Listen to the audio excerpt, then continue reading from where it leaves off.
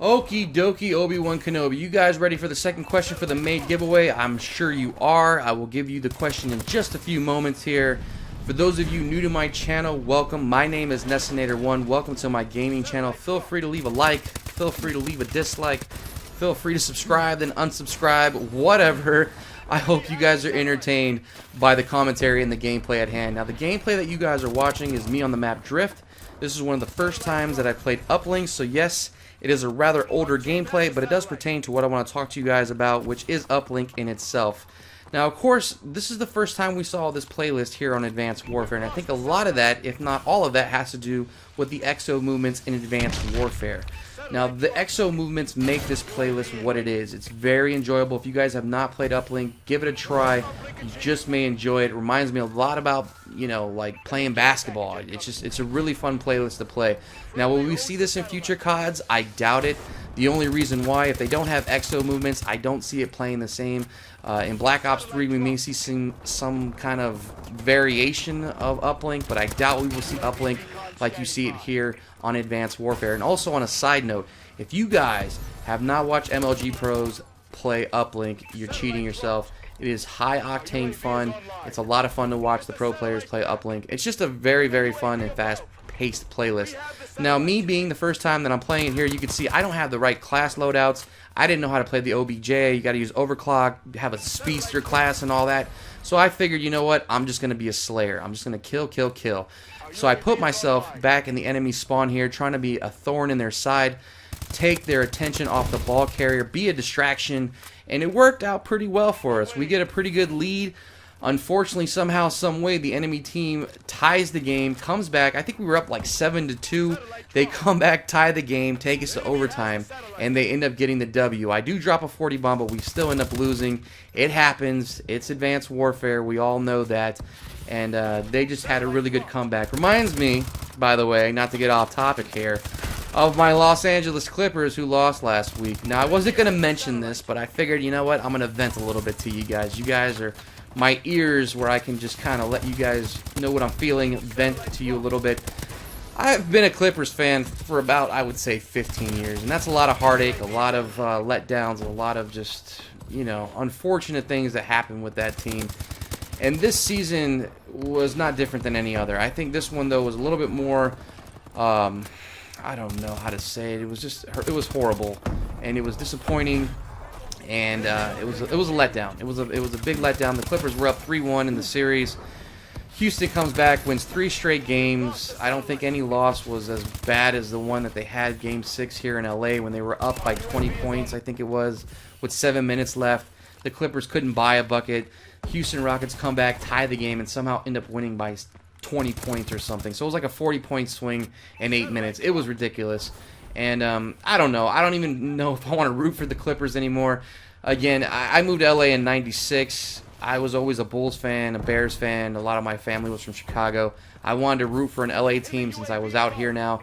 The Lakers were not an option because they were our rivals, and I really wasn't a big Laker fan. So the only alternative I had was the Clippers, and I've been rooting for them for so long, but they let me down so much, I really don't even care to root for them anymore. I don't even know. I'm just disappointed. That it just comes down to that. I'm very, very disappointed in the Clippers, and it seems to be that same story every season. So I don't know. I'll let you guys know later. But for right now, I don't think I'm going to root for them. But anyway, enough about that. Enough about sports. It's not a sports talk episode, Ness. All right. So what I want to talk to you guys about is the giveaway. I really do. Now, the giveaway, I know I've asked you guys everything pertain to COD. All the questions I've asked you so far pertain to COD.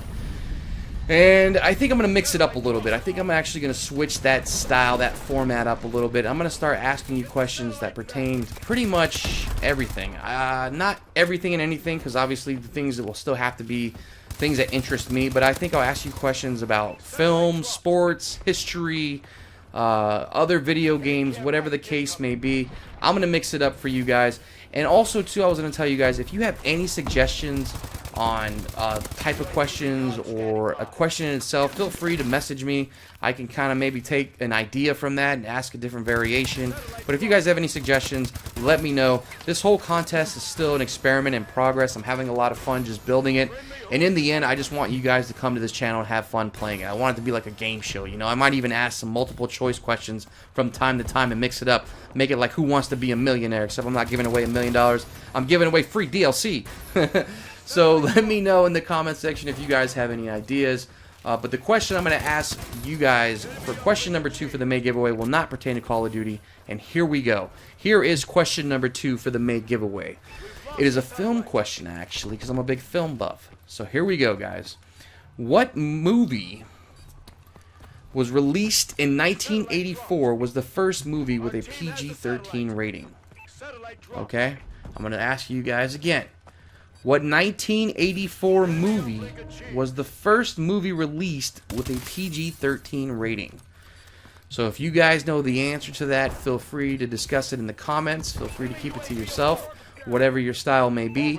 But that is the second question. I will give you guys the third question on Friday, and of course the fourth and final question on Sunday. Again, for those of you that want to hear it, what 1984 movie was the first movie released with a PG-13 rating? If you know the answer to that, you're halfway there. If you know the answer to that one, I should say, in the first one, you're halfway there. Again, if you guys did not get the question number 1 and that first video, I'll put that video's link down in the description below. But you guys, thanks for all your views, all your subscribes, all your likes. I can't tell you how much I appreciate it. It's been fun. I'm having a lot of fun doing this. I hope you guys are having a lot of fun playing. And again, if you have any suggestions, leave them in the comments section. Thanks for everything. This is Nestinator1, and I'm out. In the tower! We've lost the satellite. Satellite dropped.